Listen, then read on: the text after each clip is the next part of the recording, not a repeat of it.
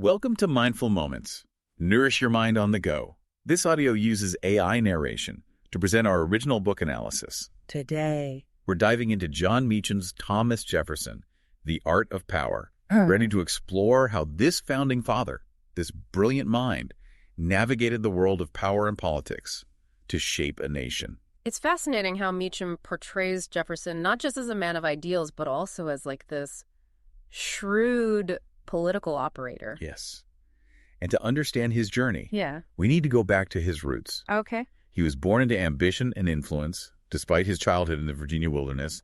His father, a respected surveyor and planter, and his mother from the prominent Randolph family, set the stage for a life of leadership. But it wasn't just lineage. Jefferson was a voracious learner, soaking up knowledge from his tutor, immersing himself in the classics. There's this great anecdote about his youthful joy, wanting to beguile lingering hours, reminiscing about adventures with his friend Dabney Carr. And It shows that even then, he was drawn to the center of things, a trait that follows him. From secret societies at William and Mary, all the way to the heart of American politics. It's ironic, isn't it? This philosopher, seemingly above the fray, constantly finds himself amidst power struggles. he recognized that to turn his vision for America into reality, he had to operate within the messy world of power. And what a messy world it was. During the American Revolution, even seemingly positive events like the Stamp Act's repeal were followed by assertions of Parliament's power. The colonies were on edge, and Jefferson became a vocal opponent of British tyranny. He risked being labeled a traitor because of his belief in the American experiment, showcasing his dedication. His mastery of rhetoric during this time is striking. He blended specific grievances against the British with this grand vision of freedom, inspiring his fellow colonists. It wasn't just complaints, it was a story of freedom. This, of course, leads us to the Declaration of Independence. The Declaration perfectly encapsulates a nation's soul, but there's also that revealing deleted passage denouncing slavery. It speaks volumes about the complexities of the time and Jefferson's own internal struggles. It highlights the contradictions within him. How can a champion of liberty and equality also be a slave owner? His personal life further complicates the picture. The loss of his wife, Patty, plunged him into deep sadness, yet he brought the Hemings family, including Sally Hemings, to Monticello. He was a man of intense emotions, capable of great love and deep sorrow, but operating within a system that allowed for unimaginable injustice. This tension between his ideals and actions makes him so compelling and sometimes frustrating to study. He embodies the best and worst of his time. It's fascinating how post-revolution, he was driven to turn those ideals into reality. Through legislation, especially in Virginia, He becomes a master of turning philosophical ideals into concrete actions.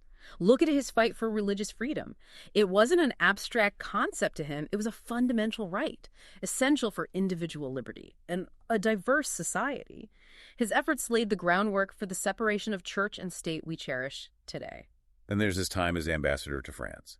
Imagine Jefferson, who loved the simplicity of Monticello, navigating the complexities of Parisian society. It must have been a stark contrast. It broadened his horizons, exposing him to different forms of government, social structures, and intellectual currents. It shaped his worldview. But amidst it all, he also suffered the devastating loss of his daughter, Lucy. It's a reminder that even powerful figures experience heartbreak. It humanizes him.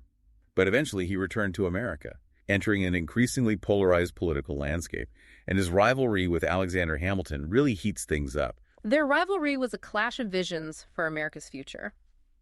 Hamilton, the Federalist, championed a strong central government, while Jefferson, the Republican, favored states' rights and a more limited federal role.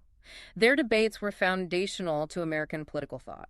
Jefferson wasn't just an intellectual combatant. He was a strategic politician.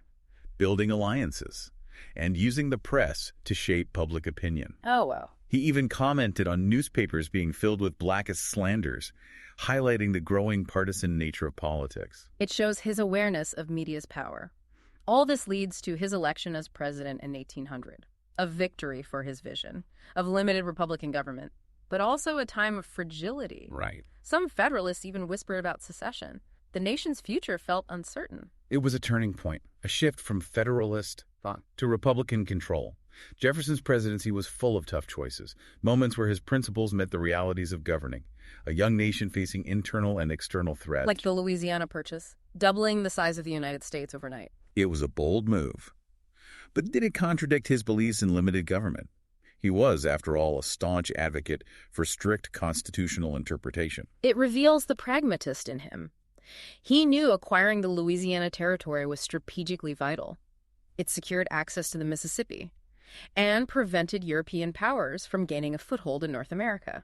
He acted even if it meant stretching his interpretation of presidential power. Then there's the Lewis and Clark expedition. Talk about an epic adventure. It embodies his vision for westward expansion, the belief in exploration to shape the nation's destiny, sending these two into the vast unknown with maps, compasses, and a thirst for knowledge. It's incredible. It was fueled by his curiosity and belief in scientific inquiry. They didn't just map the Louisiana Territory, they documented its flora, fauna, and indigenous cultures. This was a huge contribution to the young republic's scientific knowledge. We celebrate his achievements, but we also need to confront his relationship with Sally Hemings. This isn't gossip, it's about power exploitation and slavery's legacy. Meacham uses historical evidence, including Madison Hemings' account, to shed light on this difficult topic. It exposes the profound hypocrisy at the heart of Jefferson's life. He wrote, "All men are created equal, yet enslaved hundreds," including his children by Sally Hemings. It's jarring, and raises questions about how someone who championed liberty could participate in such a system. It forces us to confront human nature's complexities. Even brilliant, well-intentioned individuals can be complicit in systems of oppression. It shows how slavery warped the moral compass, even for those who claim to oppose it. Madison Hemings states that Jefferson promised Sally Hemings extraordinary privileges to return to Monticello and freedom for their children. This adds another layer to their relationship, hinting at a power dynamic that went beyond master and slave. It suggests Sally Hemings had some agency, negotiating for herself and her children. However, it also underscores the power imbalance inherent in a system that allows human ownership. Meacham navigates this complexity without offering easy answers or judgments. Moving on to his retirement at Monticello, after decades of public service, he embraced the life of a farmer, always eager to learn. Retirement didn't mean isolation for him. He thrived on connection.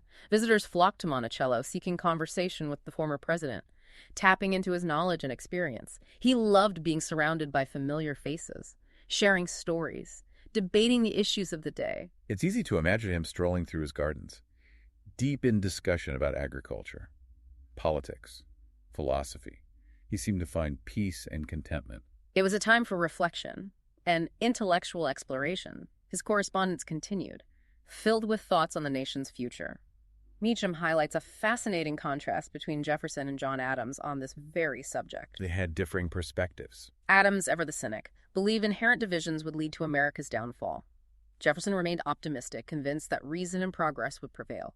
It feels like Jefferson's story has so many layers. It makes you wonder, what were those extraordinary privileges promised to Sally Hemings? That detail remains shrouded in mystery. Some historians believe it might have involved preferential treatment for her children, perhaps ensuring their education or allowing them to work in skilled positions rather than in the fields.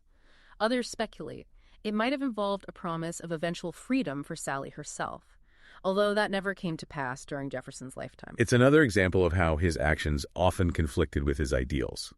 We see this tension again in his views on the future of America.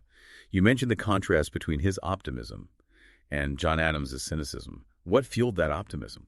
Jefferson believed deeply in the power of reason and education. He saw America as a grand experiment in self-government, and he had faith that an informed citizenry could navigate the challenges and build a more perfect union.